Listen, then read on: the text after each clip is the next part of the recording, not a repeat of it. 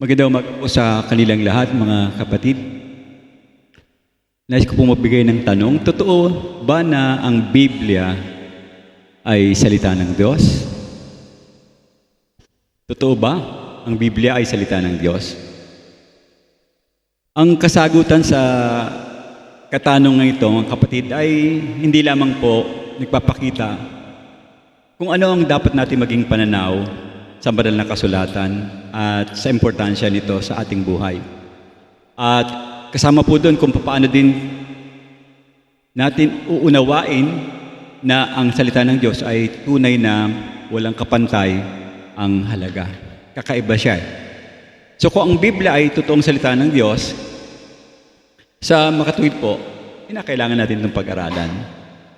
Kasi ito ibigay at kaloob ng ating Panginoon sa atin.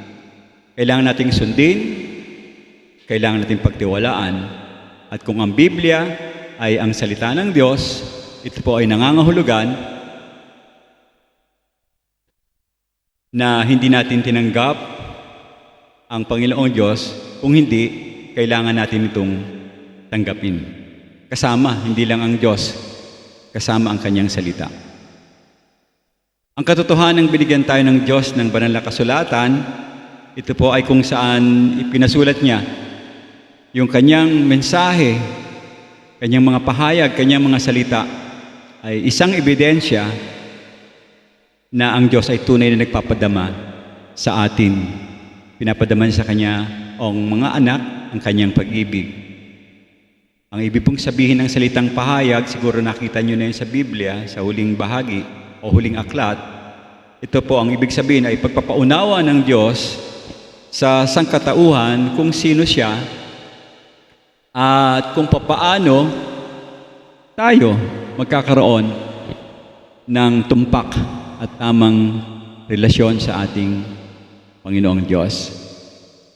Ang mga bagay pong ito ay, of course, hindi natin malalaman kung hindi ito inihayag ng Diyos sa atin sa pamamagitan ng banal na kasulatan. Ibig sabihin, mensahe ng Diyos ang Biblia, kaya dapat ay maunawaan natin ito. At kahit na nga po inihayag ng ating Panginoong Diyos sa tinatawag kong progresibong paraan, yung Kanyang sarili, hindi ako nagkakamali, ito ay humigit kumulang may 1,500 taon na ang nakakaraan. At ito pa rin ang naglalaman ng lahat, ulitin ko ng lahat ng kinakailangan nating mga tao patungkol sa Kanya, upang maging tama ang ating ugnayan sa ating Panginoon Diyos. So kung ang Biblia ay totoong salita ng Diyos, dapat lang na ito ay maging pinakamataas na otoridad sa lahat ng bagay. Mataas pa po ito sa simbahan. Dapat ang Biblia, ang banal na kasulatan ng ating tinatangalang nasa itaas, pinakamataas na otoridad sa lahat ng bagay. Of course, lahat ng bagay na may kinalaman sa ating pananampalataya. So, magandang umaga po sa inyong lahat. Muli po ay tunghayan natin ang ating talata. Pangatlong linggo na natin itong babasahin, ang unang Pedro, talatang 3, talatang 15. Sa inyong mga puso ay italaga ninyo si Kristo bilang Panginoon. Lagi kayong maging handang magtanggol sa harap ng sinumang humihingi sa inyo ng paliwanag tungkol sa pag-asang taglay ninyo. Dakilang Diyos, maraming salamat po sa umagang ito. Ang iyong presensya, ang aming hiling Panginoon, patnubayan niyo po ang aming mga puso't isip upang aming higit na maunawaan at maintindihan sakaling kami ay magpapaliwanag sa aming mga kakilala, kapatid, mahal sa buhay ng iyong dakilang salita. Ang iyong banal na Espiritu ang siyang maging convict sa kanila, maging sa puso din namin, Panginoon, kayo ang aming maging gabay. In Jesus' name we pray and we give thanks. Amen. So tapos na tayo sa pagtutol ng mga tao tungkol sa kaligtasan, tungkol sa pagiging Diyos ng Panginoon. Ngayon naman ating tunghayan, meron pa rin mga tao, at marami ito, na hindi naniniwala sa banal na kasulatan. Tinatanggihan nila. So, number 1, sabihin niya sila inyo, hindi ako naniniwala sa Biblia. So kanina nakarinig ako ng amen. Ibig sabihin, lahat tayo naniniwala sa salita ng Diyos. Now, karaniwan, ang uri po ng tao na nagsasabi na siya ay hindi naniniwala sa banal na kasulatan, of course, very obvious to, ito yung taong walang alam. At kailanman sigurado hindi pa niya nabasa ito. Kaya niya sinasabing hindi siya naniniwala sa banal na kasulatan.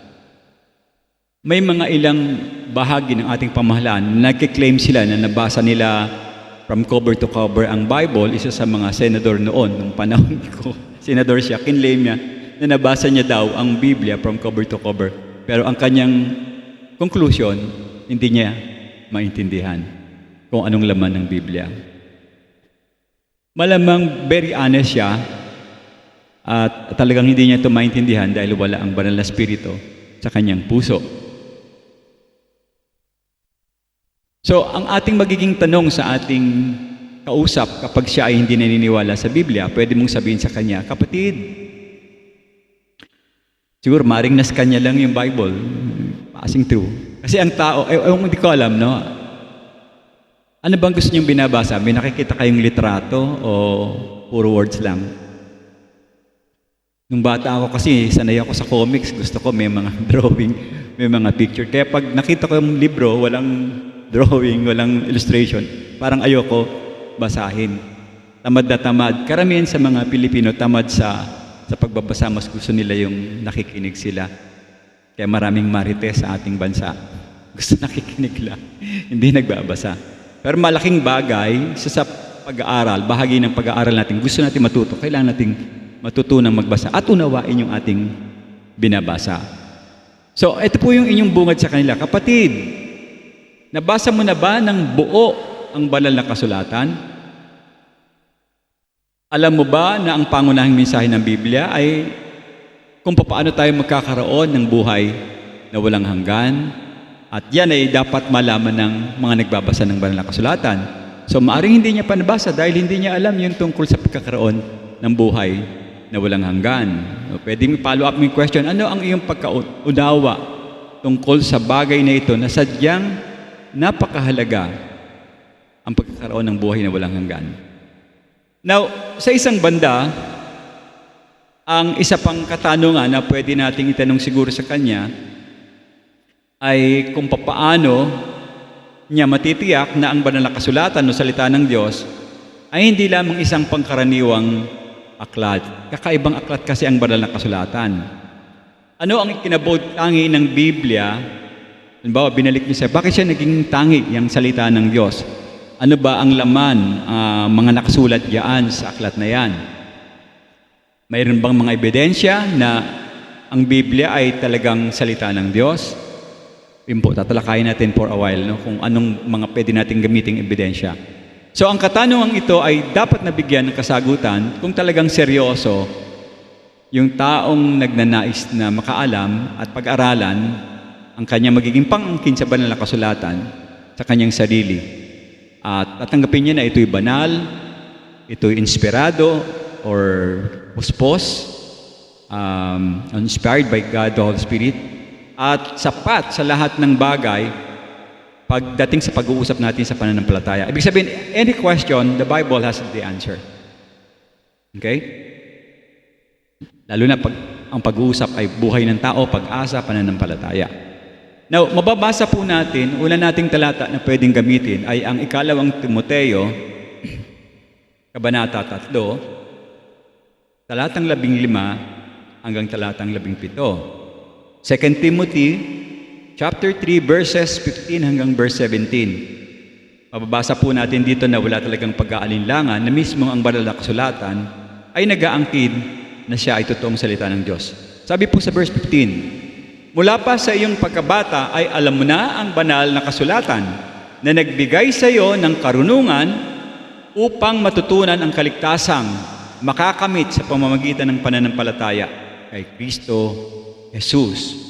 Ang lahat ng mga kasulatan ay ihininga ng ating Diyos or God-breathed at mapapakinabangan sa pamamagitan ng pagtuturo, sa pagsaway, pagtutuwid, at pagsasanay sa katwiran. And then verse 17, upang ang lingkod ng Diyos ay maging karapat-dapat at lubusang maihanda sa lahat ng mabubuting gawa.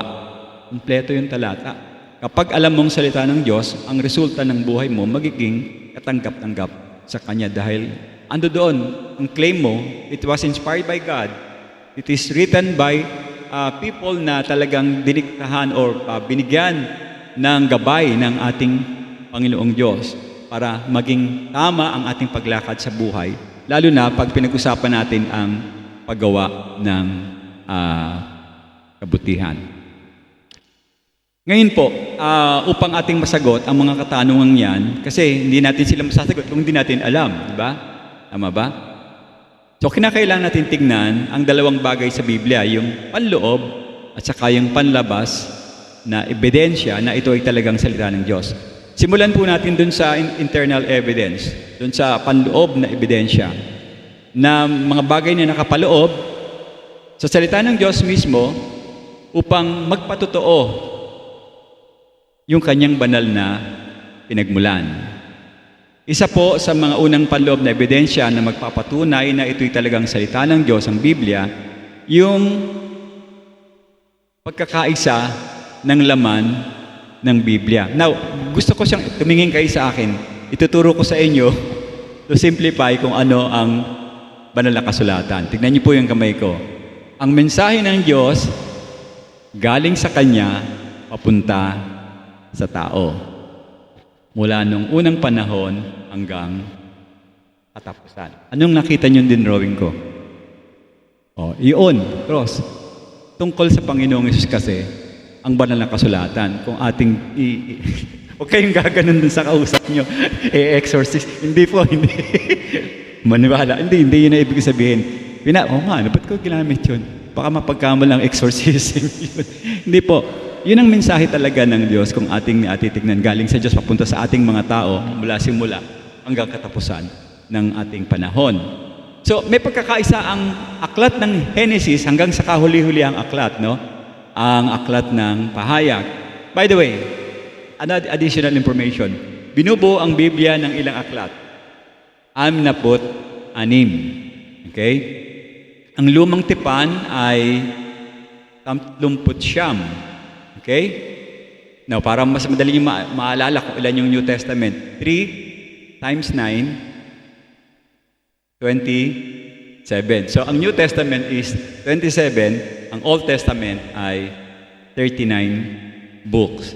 Yan yung pumasa sa canonicity ng pag-aaral, yung mga aklat na yan. So, yung iba, may mga dagdag silang ibang aklat, katulad ng sa Roman Catholic, meron silang apocryphal writings. 14 books yung nasa gitna, tinatawag nilang Deuteronomicals.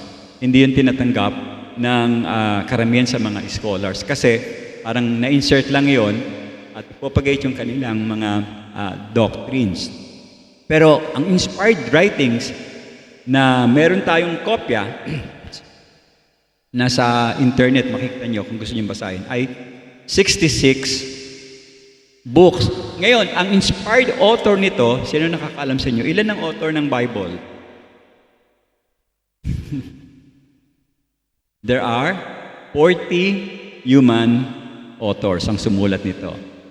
At sinasabi nga itong may ebidensya na panloob dahil yung mensahe sa Genesis ni Moses hanggang sa mensahe ng aklat ng Revelation o ng pahayag, nagkakasundo sila. Yung flow ng kwento ay dire-diretso. Subukan mong sumulat ng aklat ngayong taon na to, tapos sumulat ka ng aklat sa susunod na mga taon. Sigurado hindi magkakaroon ng direction yan. Magkakaroon ka ng ibang mga pananaw o adhikain sa pagsusulat. Hindi katulad ng banal na kasulatan, pati yung mga hula eksakto kung anong araw sasabihin, dumating sa... ang gap ng mga writers matatagal, taon, hindi araw lang. Bago na isunod yung sunod na aklat, na isulat, matagal ang kanilang gap ng panahon. At lalo na nung binubuo yung bagong tipan, meron pang gap na I think mga 400 something years na naging dark ages yung panahon. Pero yung mensahe ng bagong tipan tungkol sa Panginoong Hesus, buo pa rin, concise pa rin kung ano yung hinubla ng lumang tipan, siya pa rin nangyari sa bagong tipan hanggang sa panahon natin. So yung ganitong klase ng pagkakaisa, parang kakaiba talaga ang banal na kasulatan. Diba? Very unique siya.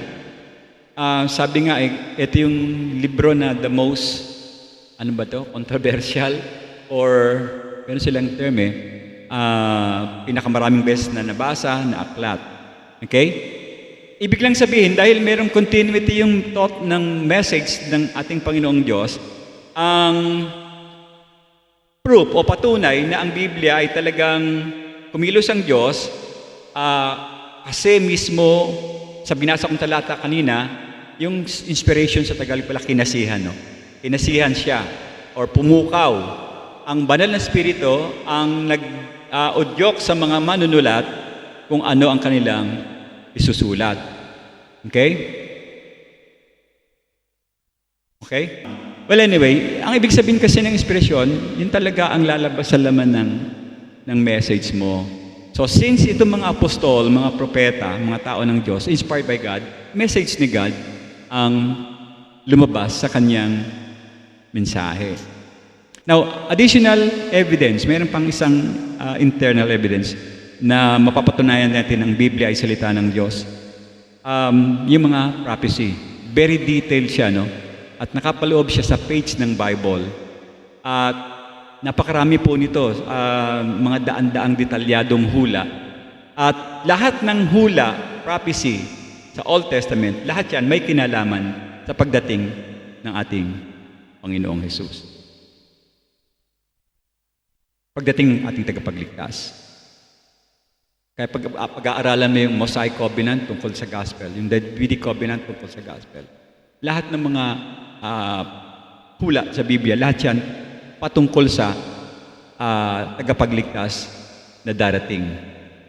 At hindi lamang sa mga tao na naninirahan sa bayan ng Israel, kundi sa lahat ng taong sasampalataya sa Kanya. Malaki ang pagkakaiba ng mga hula sa Biblia sa modern prophetic message na mga ordinaryong tao. Mayroon kasing iba, naniniwala sila kay Nostradamus. Kilala niyo si Nostradamus. Maraming tinatanggap yung kanyang hula. Yung cartoons na Simpson, isa rin sa pangunahing binabasihan nila ng mga prediction daw na sinabi noong mga previous episode na nangyayari daw sa panahon natin ngayon. At lately, hindi ko alam kung aware ka dito, ang tawag nila sa mga psychic ngayon ay makabagong uri ng mangkukulam. Diba sinabi ni Romel Chica, no? Mangkukulam ang tawag nila doon sa kausap niya kay, anong pangalan nun? Mamu. Tama ba? Na imumuhula sa mga artista kung ano mangyayari sa buhay nila. Pero ang tawag niya, puting mangkukulam daw siya, hindi siya yung itim na mangkukulam. Puting mangkukulam. Siguro, aware kayo dyan, no? Hinuhulaan nila na sa 2024, may mga ganitong mangyayari, ganyan. Yung iba naman, mga psychic, mga sari-saring mga hula ang ginagawa nila. Pero, sa totoo lang, lahat sila ay sablay. Walang tama doon. Ngayon, pag sinasabi, uy, tama itong sinabi ng Nostradamus, pansinin niyo yung date kung kailan sinulat, nangyari na yun, tsaka pa lang sinabi nung gumawa nung may ideology ng mga writings ni Nostradamus. Okay? Sa Bible, tinatawag silang false prophet.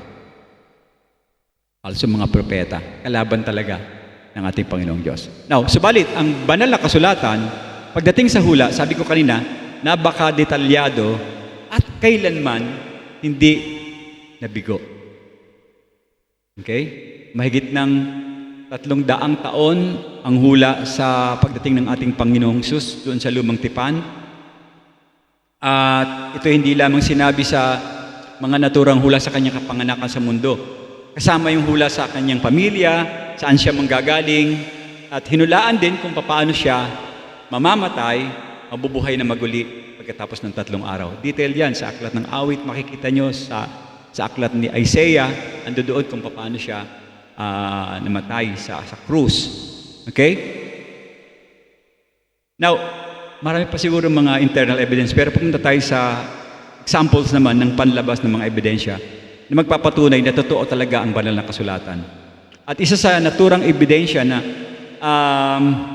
yung tinatawag nating, pwede nating maging proof o evidence, yung pagsang-ayon ng history, ng kasaysayan ng tao sa kasaysayan ng banal na kasulatan. Okay? At dahil ang Biblia, sabi ko nga kanina, ay nagdedetalye sa lahat ng pangyayari, mga nakaraan, at maging sa katotohanan, sa pagiging wasto nito, at hinanapan pa ng verifikasyon ng mga iba, kagaya ng mga ibang documentation ng kasaysayan, subalit napatunayan na ang banal na kasulatan sa pamamagitan ng mga archaeological studies o arkeolohiya sa Tagalog at iba pang nakasulat sa dokumento, ang nakatalang kasaysayan ng banal na kasulatan ay talagang napatunayan ng ilang beses na wasto o perpekto, totoong walang pagkakamali. Okay? Gusto ko pang sabihin sa inyo, idagdag, na dun sa pag-translate ng Bible, talagang hindi siya biased dahil karamihan ng mga scholars nun ay hindi mananampalataya. Mga unbeliever yung mga nagtrabaho. Ibig sabihin para walang bias. Yun talagang linya nila. Mga translator sila, ang mga historian sila. At kasama na nga dyan si Josephus, kung naririnig niyo yung pangalan na yan, na talagang hindi siya mananampalataya. Pero yun ang pinagbabasihan ng ibang mga scholars ng mga Kristiyano ng history. Kasi mismong nandoon siya sa actual event kaya alam niya kung ano ang nangyari. Now, dahil po dito sa ebidensyang ito na nasulat, nahukay, mga katibayan, talagang they really supporting the Bible na it's God's word, totoo talaga siya. At yung pagtuklas pa, maging sa mga nakaraan panahon natin, talagang magtatala ito ng wastong makakatotohanan ng pangyayari sa nakaraan. O indikasyon nito para maging tumpak po yung ating pinag-uusapan tungkol sa ating Panginoong Hesus. Dagdag ko pa, aside from historical evidence, pwede nating sabihan yung integrity ng mga taong sumulat nito. May integridad yung mga authors ng Bible. Madaling salita po, gumamit ang Panginoon ng mga uri ng mga tao sa iba't ibang antas. Iba-iba sila, di ba? Merong mangingisda, merong abogado, merong tax collector. Sari-saring uri ng tao ang kanyang ginamit. Pero itong mga taong ito ay may mga integridad ng mga tao. Hindi siya gumamit ng mga tao na walang pagtatapat sa kanyang sarili. Okay? Kung ating pag-aaralan, maging buhay ng mga taong ito, talagang makikita nyo na hindi sila matatanggihan.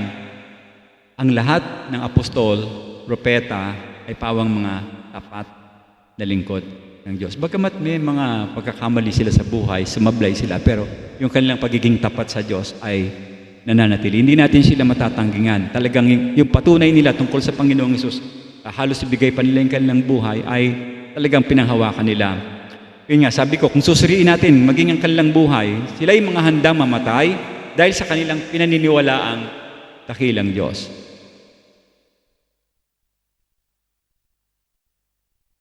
Even mga ordinaryong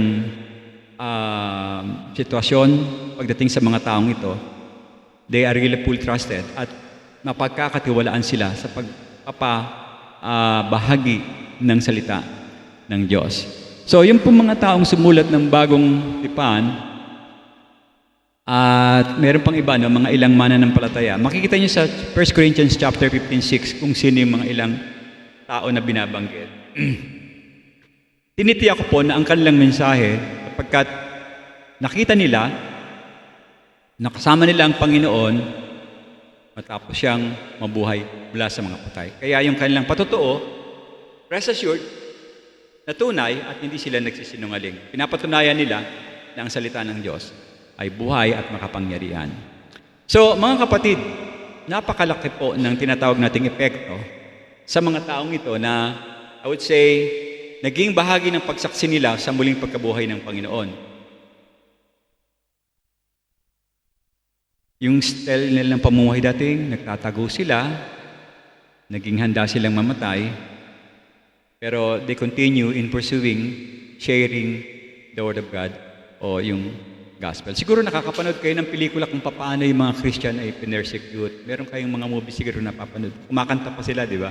Pero alam nila napapatay na sila doon. Pero hindi sila nagkaroon ng kaba o takot na sila ay mapapariwara. Ang kanilang mga buhay at uri ng kamatayan, of course, yun ay ebidensya na nagpapatunay ng salita ng Diyos ay Biblia. Well, I can go on proving magkaroon tayo ng mga internal at external evidence. Pero, so much for that. Kung meron kayong makakausap, meron na kayong may bibigay na background sa kanila. It was written by 40 human authors, inspired by God. And then yung kwento, hindi sila nagkakalayo. Naka-organize yung thoughts from Genesis 2 to Revelation. Lahat ng mensahe ay isa ang pinatutungkulan. Pangalawa po, may nagsabi ba sa inyo, "Uy, yung Biblia mo, kapatid, daming contradiction yan at mga pagkakamali." Naka-encounter na ba kayo? Siguro yung professor mo, meron siyang nasisilip dito. Now, sa pagkakataon po ito, magandang itanong din doon sa kausap mo na naniniwala na maraming contradiction ang Biblia. Ito yung magiging tanong natin sa kanila. Kapatid, may pagkakamali ba o contradiction na pumipigil sa'yo upang maniwala ka sa Panginoon bilang iyong tagapagligtas? Hanapan mo siya ng contradiction na sinasabi niya para hindi niya paniwalaan ang Panginoon bilang tagapagligtas. Well, masasabi ko kasi depende kung gaano ka nakatagal na mananampalataya. Marami talagang tinatawag na contradiction at mga bagay na sabihin natin parang walang makatuwirang kasagutan kung i-analyze mo yung banal na kasulatan. In fact, hindi mo mamasagot lahat ng ito, ngunit ang Biblia ay mayroon talagang sapat na katotohanan na ako ay sigurado na walang contradiction ng Biblia. Kung meron man, nagmumula yun sa kawalan ko ng pangunawa. Ako yung may problema, hindi yung banal na kasulatan. Naintindihan niyo ibig sabihin? Hindi kailanman magkakaroon kasi ng contradiction ng Bible. Baka ikaw kulang ka pa sa unawa doon sa talata na iyong pinag-aaralan o binabasa. Kaya maganda rin yung talagang nag-aaral, nagsasaliksik ka ng Biblia. May halimbawa po tayo dyan na talata. Kasi yung iba iniisip na ito'y nagsasabuatan, gawa-gawa lang yung mga kwento na yan, at hindi mo talaga maunawaan yan. Basahin natin ang 1 Corinthians chapter 13. 1 Corinthians 13, 11 and 12. Basahin natin. Nang ako'y bata pa, nagsasalita ako ng tulad sa isang bata. Nag-iisip ako ng tulad sa isang bata, nangangatwiran ako tulad ng isang bata. Nang sumapit na ako sa hustong gulang, ay tinilikuran ko na ang mga bagay na pagkabata, sapagkat malabo pa ang aking nakikita sa salamin. Ngunit pagkatapos nito, ay makakakita tayo ng mukhaan. Ang nalalaman ko ngayon ay hindi bahagi lamang.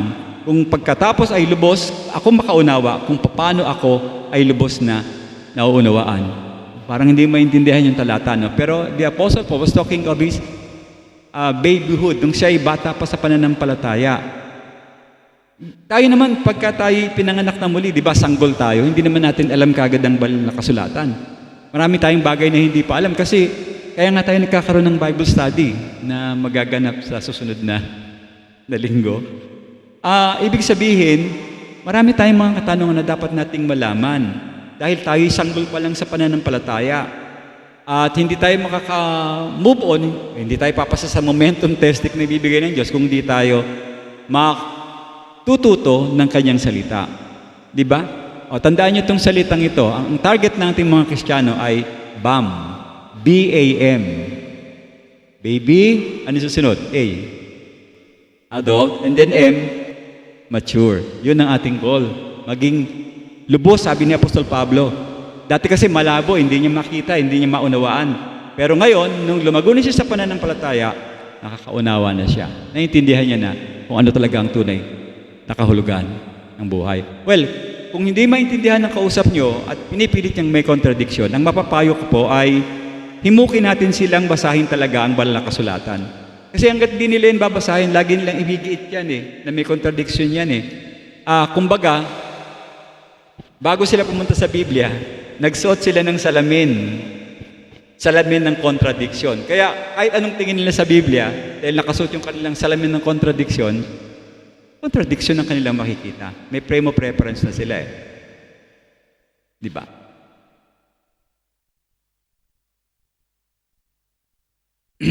So himukin natin sila bilang mga kritiko at mga naghahanap ng mga pagkakamali. Encourage natin sila na talagang bigay ka ng oras pag-aralan mo ang banal na kasulatan. Unang-una, yung mga taong nagtatanong, listen to this, sa mga pag-aalinlangan, ang katotohanan, hindi sila sinasagot ng Diyos dahil nag-aalangan sila. Yung naghahanap lang, ang binibigay na ganipala ng Panginoon. Kasi kung kinukontra mo, hindi mo talaga makikita yung sagot. Pero kung ikaw ay naghahanap, sumuko ka sa Panginoon, nagsisi ka sa iyong mga kasalanan, lahat ng iyong katanungan ay tutugunan ng ating Panginoong Diyos. So, dagdag natin siguro sa kanila, itanong natin, ang Panginoong Yesus ba ay iyon ang tinanggap sa buhay? Lagi niyong dadalhin sa pagbigkas ng tungkol sa ating tagapagligtas. Huwag kayong maglilihis sa mga ibang mga topic. Okay? Pangatlo, ang Biblia daw ay dumaan sa napakaraming salin o translation. Totoo naman yon. Marami talaga siyang iba't ibang modern na pagsasalin ng bakanal na kasulatan. Pero, ang lahat ng itong version na ito ay nanggaling lang sa isang original na manuscript. Galing siya sa Hebrew, Aramaic at sa Grego. Makikita niyo yun sa online. Isa lang ang source niyan. Kaya lang maraming version. Kasi, halimbawa, ikaw ay Bicolano, hindi mo naman pwedeng basahin yung Bible English. Kailangan merong Bicol version. Hindi ko alam si Melanie, ano bang province mo? Di ba merong Cebuano, no? Iba yung Cebuano sa Samar. Tama? O hindi sila magkakaintindihan. So, kailangan ng Biblia, merong Samar version, meron ding Cebuano version. Di ba? So, talagang maraming version, pero isa lang ang source ng kanilang manuscript sa Biblia. At maaasahan naman po natin lahat ng version, NIV, NASB, ang pinakabago ngayon, yung ESV, English Standard Version, kasi mababaw na yung English. Kasi dati, yung lumang panahon, yung King James Version, parang Shakespeare, parang kang bumabasa ng tula, yung minsan nagbibiroan kami, where art thou? Tinatanong, ano ba yung where art thou? Saan ka na? Where na you? Pero dati, where art thou? Parang ganon. Mga therein, maraming ginagamit doon. Kaya, minodernize yung translation, pero yun pa rin yung kanilang laman. At walang epekto yung mga pangunahing doktrina, hindi sila apektado, kahit na yung mga variant ng mga text, mga talata. Subalit, may ilang translation na delikado. Ayun, sasabihin natin ngayon. Yung ginawa ng New World Translation, huwag niyong babuksan yan kasi delikado yan. Daming pinalitan dyan. Yun ang nakakatakot. Sino bang gumawa ng New World Translation? Yung salin na yan galing sa Jehovah's Witnesses, kung kilala niyo yung grupo ni Charles T. Russell. Ang dami nilang binago doon sa teksto at pagsasalin-salin upang iangkop sa kanilang mga maling aral. Anyway, so ibig sabihin, may mga ilang translation pa rin na dinagdag talaga sa Biblia, katulad nga ng apocryphal writings at saka ng pseudepigraphal writings. Those are falsely mga maling katuruan. Okay? Isa pa, pagkakamali nitong New World Translation, ang ginamit nila ay yung Septuagint. Ano yung Septuagint? Yung Septuagint, writings sa Greek, pero ginaling sa Hebrew. Ibig sabihin, may pagsasalin na, hindi talaga sila sa Hebreo nag-direct. Doon sila sa Septuagint nagpunta. Marami silang pinalit doon sa pagsasalin nila. Parang kaduktong itong number 4, hindi mo kayang sabihing literal o tanggapin ang Biblia. Okay? Now, ang Biblia, dapat nating i-categorize based on ano-ano ba yung mga genre ng Bible. Tulungan niyo ako. Historical, poetry, ano pa, prophetical, epistles. Okay. Ganon siya, no? Yung konteksto niya. Pwede mo tignan yung kanyang linguistic at saka yung cultural na part ng context niya. Now, kung mapapansin niyo po, bago tayo magsimula sa ating aklat na binubuksan, anong inuuna nating pag-aralan? Anong binibigay natin sa congregation? Yung kanyang historical background ng aklat. Pinag-aaralan natin, saan ito sinulat, sinong sumulat, para kanino itong mensahe na ito, ano ang nangyayari ng panahon na yun, para ma-update natin kung anong dapat nating ibahagi, mensahe sa Biblia. Hindi ko makalimutan yung sinabi ni Pastor Vince. Nakakahiya kung pupunta ka sa pulpito, pagkatapos iba ang ituturo mo, hindi yung salita ng Diyos. Kailangan yung sinasabi ng Diyos, yun ang ating sasabihin sa congregation. Okay? Ganun din po, maging bahagi ng tinatawag natin, yung pinapag-aralan natin, brother, parable, yung mga iba pang Psalms, kasama rin, no? Dapat natin kunin siya ng normal, tulad ng pagkuha natin sa pag-uusap na ginagawa natin. Maaari kasi natin itanong dun sa kausap natin, ang literal ba na interpretasyon ng banal na kasulatan ay nababothered ka ba? May problema ka ba doon? Pagkatapos, babalik mo na naman yung question. Naintindihan mo ba kung ano ibig sabihin ng Panginoong Hesus nang sabihin niyang dapat tayo maniwala sa Kanya upang magkaroon tayo ng buhay na walang hanggan? Nakuha niyo yung stress? Hindi kaya nakikipagtalo doon kung literal o hindi. Kasi pwede mo ma-prove talaga na literal lahat ng mga kahulugan ng Biblia, pero hindi mo siya makukuha. Ibabalik mo yung pag-uusap tungkol sa Panginoon na magkakaroon ng buhay na walang hanggan. So pag tinanong mo siya, naiintindihan mo ba kung ano ibig sabihin ng Panginoon? Walang pag-uusap doon kung literal o kung may contradiction. Very simple yung question mo. Tinatanggap mo ba ang Panginoon na siya'y tagapagligtas, siya'y makapangyarihan, at para magkaroon ka ng buhay na walang hanggan, kailangan mo sumampalataya sa Kanya. Okay, maliwanag na dito sa puntos na yan. Number 5, hindi ako makapaniwala sa lahat ng himala ng Biblia. May mga tao rin ganyan, no? Hindi talaga sila naniniwala sa miracle sa Bible. Mga kapatid, ang totoong issue, pagka pinag-uusapan ng himala, yung pag-iral ng ating Panginoong Diyos. Kung ang Diyos ay totoong Diyos, at Diyos na makapangyarihan, at gumawa ng sandaigdigan, gumawa ng sanlibutan. Paano ginawa ang sanlibutan ng Diyos? Sa pamamagitan ng, paano nilikha ng Diyos ang sanlibutan? Daigdig. Sa kamay ba o sa salita lang? Salita lang. Spoken word. Sinabi niya, let there be light. Nagkaroon. Abay, kakaiba siya. Talagang totally makapangyarihan siya. So therefore, kaya ng Diyos na magsagawa ng mga himala. Dahilan ba sa hindi ka pa nakakita ng himala ay nangangahulugan na agad na hindi sila nangyari? Ang himala po sa Biblia, mga kapatid, ay of course hindi siya nangyayari ng sabay-sabay sa ibang oras. Kadalasan, ito ay nangyayari sa mga grupo ng mga tao, kumpul-kumpul ng mga tao. Especially nung ang Panginoong Hesus ay nagtuturo kasama ang apostol. Meron mga insidente na nagpakita siya ng himala ng mga panahon na yon. At first and foremost, ang pinaka nakikita kong pangunahing himala na dapat nating isaalang-alang ay walang iba kundi yung kanyang resurrection, yung kanyang muling pagkabuhay. Kakaiba yun sa lahat. Wala pang nakakagawa nun. May mga grupo ng relihiyon na nakiklaim na sila daw ay babalik, mabubuhay na muli, pero hanggang ngayon, hindi pa sila bumabalik. No? Halos ang tagalan ng pagkabalot sa katawan nila, hindi pa rin sila nabubuhay ng maguli. Yung pagkabuhay ng maguli ng Panginoong Hesus ay isa sa pangunahing himala na talagang dapat nating isinaalang-alang na paniwalaan. Sapagkat, bakit kailangan natin isaalang-alang ang pagkabuhay ng maguli ng Panginoon? Dito po kasi nakasalalay ang ating buong pananampalataya. Bigyan natin ito ng pansin, mga kapatid. Dapat talagang bigyan ng pansin. lalo na ng ating kausap. So tanong mo sa kanya, kung naisaalang-alang mo na ang katibayan ng Panginoon ay nabuhay na maguli sa mga patay, naisaalang-alang mo na ba?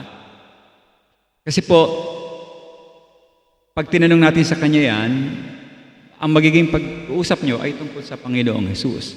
And then you can explain kung paano nangyari yan. Dapat meron kayong background. No? Kaya sabi ko sa inyo, pag-aaralan nyo talaga ang Biblia. Kasi mahirap magpaliwanag kung wala kang maisasagot sa kanya, mapipris ka lang. Now, dahil sa walang laman na libingan, yun ang una, tapos nabago ang buhay ng mga nakakita ng pagkabuhay na maguli. Pagkatapos yung mga nakakita, nagkaroon ng integridad, naging banal sila, at ang kanilang, paano ko ba sabihin ito? Pagpayag na sila'y mamatay dahil nakita lang ang Panginoon. Grabe, di ba? Sige. Kasi dati natatakot sila, nagtago sila. Pero nung nakita nila na buhay na muli ang Panginoon, iba na ang buhay nila, iba na isip nila. Payag na sila na dumanas ng kamatayan. Kasi alam nila, in the future, mabubuhay uli sila. So dapat may ganun tayong pananaw sa buhay natin. Sabi po sa awit, chapter 77, verse 14. Kayo ang Diyos na gumagawa ng himala. Psalm 77:14. Ipinapakita nyo sa mga tao ang inyong kapangyarihan. So tandaan nyo yung talata. Kung naghahanap sila ng talata na talagang ang Diyos gumagawa ng himala, tandaan nyo, Psalm 77, verse 14. Ito pa, number 6. Ito pang controversial na hindi ko alam bakit itinuro ito sa paaralan. Naniniwala ka ba sa evolution? Ako ay naniniwala sa evolution, sabi ng kausap mo. So paano mo siya sasagutin? Marami tayong kwento tungkol sa kalaman sa pinagmulan ng tao, di po ba? Number 1, siyempre, yung based on Bible, biblical, na ang tao nanggaling sa alabok, nang tayo ay nilikha ng Diyos. Now, dito sa Pilipinas, meron tayong version ng creation. Sino yun? Si Malakas at si Maganda. Tama ba? Yun ang lagi natin naririnig. Si Malakas at Malinab, hati yung kawayan. Okay? Tapos, hindi natin makakalimutan yung sa isang magandang lalaki raw, si Charles Darwin. Ang sabi niya, ang tao ay nagmula sa unggoy. Well, ang masasabi ko dito, itong theory ng evolution na ito ay yung tinatawag nating pagbabago raw ng nilalang sa mahabang panahon. Dahil daw, nilalagyan ko lang daw kasi hindi ka sure eh. Dahil po sa mga namana daw nilang physical na katangian at mga behavioral traits. Para saan? Upang maiangkop niya yung kanyang sarili sa kapaligiran upang ito ay patuloy na mabuhay at magkaroon ng maraming lahi. Dagdag pa niya, sabi niya, ang tao daw ay nagsimula sa cellula, no? Yung spirogyra nga na tinatawag. At ito'y umusbong sa iba't ibang nilalang sa mundo. Merong isang kanta sa MTV, ito yung kwento eh. Nakalimutan ko yung pangalan ng banda eh. Yun yung kanilang message sa evolution. So, nagsimula sa cell, naging balyena, naging buwaya, naging unggoy, naging tao. Ganun yung kwento doon. Now, dito po, maaari nating itanong, maraming tanong dito tayong pwedeng ibigay sa kanya. Pagka ganito yung paniniwala niya. Ito yung una nating tanong. Ano ang conclusion mo, kapatid? At naghatid sa iyo na maniwala sa paniniwalang ito. Yun ang unang tanong mo sa kanya. Tanungin mo siya, bakit siya nagkaganon? Sinasabi mo ba na ang lahat ng nasa kalawakan ay nangyari lang sa pamamagitan ng maikling pagkakataon na walang Diyos? Di ba walang silang Diyos, no? Paniniwala nila. So, ang bilib nila, nagkakaroon ng creation na walang Diyos. Naniniwala ka ba, kapatid, na ang mayroon ay galing sa wala? Mahirap sagutin siguro yun. Pero ang Diyos, out of nothing, nakakreate siya ng something. Sa palagay mo ba ay nagbago ang tao mula sa cell sa bilyong-bilyong taon sa pamamagitan ng, gamitin ko yung isang term, ito yung ginagamit nila, mutation. Mutation. Sino ba yung kilala yung cartoons na ganun yung kanilang paniniwala? Sikat na sikat. Pikachu. Inaabot ko pala si Pikachu, di po. Anyway, bakit ang tala ng fossils ay walang link walang ebidensya, hindi makita yung link kung paano nangyari. So, questionable yon. Saan ka nakakita ng katibayan na random ang paggawa ng mga disenyo ng mga nilalang? Possible, question natin yun sa kanila. At paano mo maipapaliwanag ang konsepto? Ito yung term nila, no? Irreducible complexity. Kung ang ilang mga uri naman ng mga biological features ay talagang nangangailangan na ang lahat ng bahagi ay kailangan magkakasama na ikilos. Ito po ba ay posible? Doon sa tanong na yun, magkakaroon na ng complication yon. Mag-iisip na siguro yun kung talagang nag-iisip siya. Ngayon, babalikan mo yung pagsasiwanag sa kanila ng paniniwala kung paano likha ang tao. Bilang biological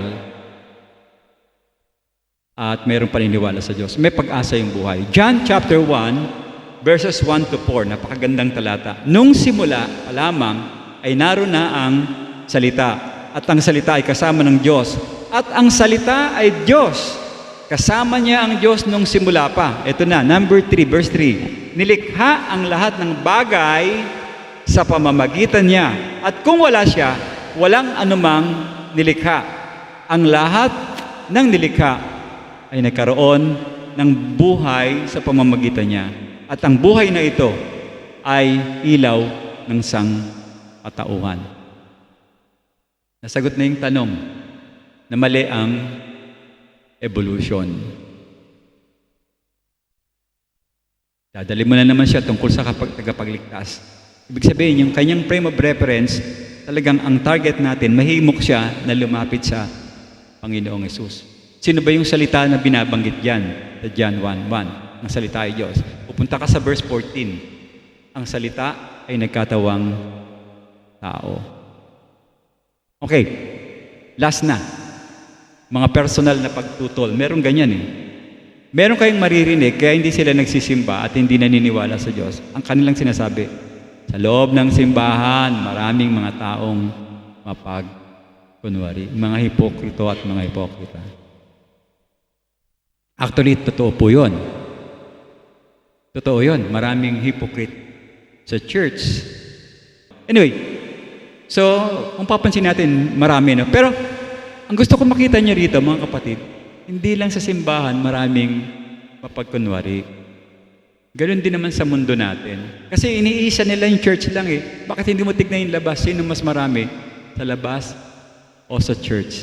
Okay, basahin natin ng Matthew chapter 6 verses 5 to 8. Kapag kayo nananalangin, huwag ninyong tularan ang mga mapagpakunwari. Ito yung binabanggit ko kanina. Kasi gustong-gusto nila na tumayo at manalangin sa sinagoga at sa mga panulukan ng mga lansangan upang sila'y makita ng mga tao. So pakitang tao yung kanilang prayer. Tinitiyak ko sa inyo, natanggap na nila ang kanilang gantimpala. Subalit kapag mananalangin ka, okay, listen to this, pumasok ka sa iyong silid, isara mo ang pintuan, at manalangin ka sa iyong ama na hindi nakikita. Gagantimpalaan ka ng iyong ama na nakakita sa mga lihim na bagay. Kapag kayo nananalangin, huwag niyong dadaanin sa maraming salitang walang kabuluhan na tulad ng ginagawa ng mga hentil. Sapagkat akala nila ay papakinggan sila dahil sa dami ng kanilang sinasabi. Huwag niyo silang turaran. Sapagkat alam na ng iyong ama ang kailangan niyo bago pa kayo humingi. Isa pa, ang Panginoon, napakalakas ng kanyang warning dito sa bagay nito. Nagbabala siya sa kanyang mga panahon na yon. No? Marami siyang binigyan ng warning. Inunda na niya, lahat ng mga nagkukunwari noon, sa Panginoon, hindi pasado. At karamihan nga sa kanila ay nga nasa simbahan ng panahon na yon, nasa ministry. Subalit, hindi ito nagpapawalang bisa kung sino ang Panginoong Hesus. Kahit na marami ang pagkumuli sa church, Christ will still be the same Christ, Savior, Lord, and God. So dapat doon tayo nagtitiwala sa ating Panginoong Hesus at hindi sa mga tao. So itatanong mo sa Kanya, sa palagay mo ba, kapatid, ang Panginoong Hesus ay isang mapagkunwari? Ano kaya isasagot niya? So kung hindi, dapat kang magtiwala sa Kanya. Well, of course, obviously, mga tao, maraming pagmamari. Pero ang Panginoon ay hindi kailanman nagsinungaling, nagkunwari at nagpakitang tao. Lahat ng Kanyang pinakita sa atin ay pawang mga katotohanan. So mga kapatid, maaring may ilang higit pang mga pagtutol o mga katanungan na pwede nating makasalamuha sa ating buhay. Ngunit mas mukhang nasasakop natin itong mga pangkaraniwang mga tanong na ito, kaya ito ang binigay ko sa inyo. So tandaan po natin, halos lahat sila, ang palaging pinupuntirya ay ang paglihis ng message sa pag-uusap. Nilalayo nila dun sa tunay na pangangailangan natin mga tao. Ano yun? Pagsisisi sa ating mga kasalanan at magtiwala sa ating Diyos. Lalahanin po natin ang ating trabaho, idirekta sila upang maibalik natin sila sa pangunahing issue. Na tayo ay isang makasalanan, nasa ilalim ng condemnation ng Diyos. Ibig sabihin, kailangan natin tagapagligtas mula sa Kanya magiging paghatol sa ating lahat bago tayo mamatay. Ang Panginoong Hesus ang siyang pinadala ng Diyos bilang nag-iisang tagapagligtas. Siya ay namatay sa krus para sa ating mga kasalanan upang bayaran ang ating parusa. Nararapat sana tayo yung paparusahan, pero inangkin ng Panginoon ang lahat-lahat ng bagay na dapat sana ay para sa atin. Kaya, mga kapatid, dapat tayong tumalikod sa ating mga kasalanan at magtiwala sa ating Panginoon lamang bilang tanging tagapagligtas at ating Panginoon. Dahil ang Diyos ay nagbibigay ng buhay na walang hanggan. Libre yung buhay na walang hanggan. Regalo doon sa lahat na magtitiwala sa Kanya. Alam niyo yung talata, di ba? John 3:16. Sapagkat minahal ng Diyos ang daigdig na ibinigay niya ang Kanyang nag-iisang anak, na ang sino mang maniniwala sa Kanya, hindi na mapapahamak, magkakaroon ng buhay na walang hanggan. Tanungin ko kayo, baka meron pa ritong walang buhay na walang hanggan. Handa ba kayong tumalikod sa inyong kasalanan upang ilagay ang tiwala sa Panginoon para sa buhay na walang hanggan? Dakilang Diyos, maraming salamat po sa umagang ito. Salamat po sa patnubay sa aming pag-aaral ng mga ilang linggo tungkol sa mga pangkaraniwang katanungan na aming nakakasalamuha. Ikaw po, Panginoon, na maghari sa puso't isip namin upang maibahagi namin ang tama, akma sa mga taong nangangailangan ng kaligtasan. Tulad namin dati, Panginoon, kayo po ang nagturo sa amin, gumamit din kayo ng mga tao upang kami ay makapakinig at mabahaginan ng iyong dakilang salita. Maraming salamat po. Itong aking panalangin sa pangalan ng iyong anak na si Jesus. Amen.